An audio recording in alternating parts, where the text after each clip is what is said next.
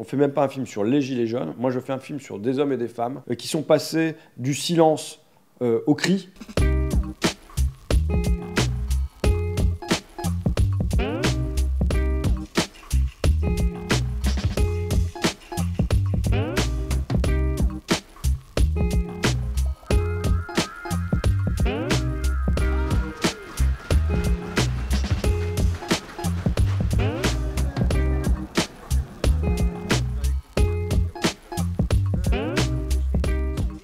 Il y a un choix.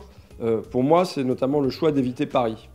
Pourquoi? Parce que le 17 novembre, j'ai fait la tournée des ronds-points de ma circonscription. Amiens Nord, Camon, Flix-Secours, Abbeville. En Harley-Davidson, et je rencontre des témoignages que j'espérais avoir comme ça, à l'extérieur, comme j'attends depuis 20 ans. Et j'ouvre ma radio sur France Inter.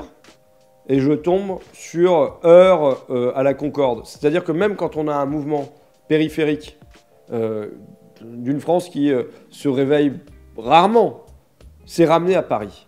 Et pour moi, c'était désespérant. Je crois qu'à ce niveau-là, il y avait aussi un constat de la part de François et du mien, c'est qu'on n'habite pas à Paris non plus. Et que finalement, les gens qu'on a vus sur les ronds-points se faire traiter de la sorte par les éditorialistes et toute cette avalanche de saleté qui a été déversée sur eux, c'était juste dégueulasse. Et ces gens-là, nous, on les côtoyait. Et on avait juste envie de leur donner un visage, de leur redonner de l'humanité, parce que franchement, ils ne méritaient pas ça, quoi. Ils ne méritaient pas ce traitement. Donc, du coup, on se retrouve à aller plutôt dans l'intime, faire des portraits de ces gens-là, plutôt que de faire une grande analyse sociologique. Vous allez tout savoir sur le mouvement des Gilets jaunes.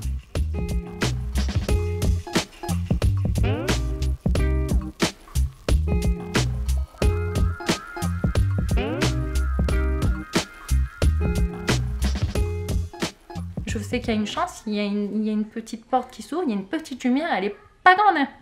Mais j'y vais, je fonce. Je veux l'ouvrir la porte. Elle est jaune fluo la porte. C'est du soleil que je vois derrière, c'est pas la tempête. Je vois le soleil derrière, ouais. Je vois du jaune. Notre projet, c'est de tirer des portraits à l'intérieur. C'est pas avoir des portraits de foule, mais c'est d'avoir des individus. Et que les individus nous aident à faire le lien entre leur intimité et leur politique. Comment ça se fait qu'à ce moment-là, dans leur existence, ils sont sortis de chez eux et ils sont sortis d'eux-mêmes. Et donc, c'est d'avoir des récits de vie. Le récit de vie, il ne se fait pas en manifestant, en criant. Les scènes de manif, généralement, c'est pas terrible. Il se fait parce qu'on arrive à avoir les gens avec un pas de côté. Et donc là, sur les ronds-points, on arrive à faire un pas de côté. On arrive surtout à faire un pas de côté, ensuite en les amenant chez eux, bien souvent.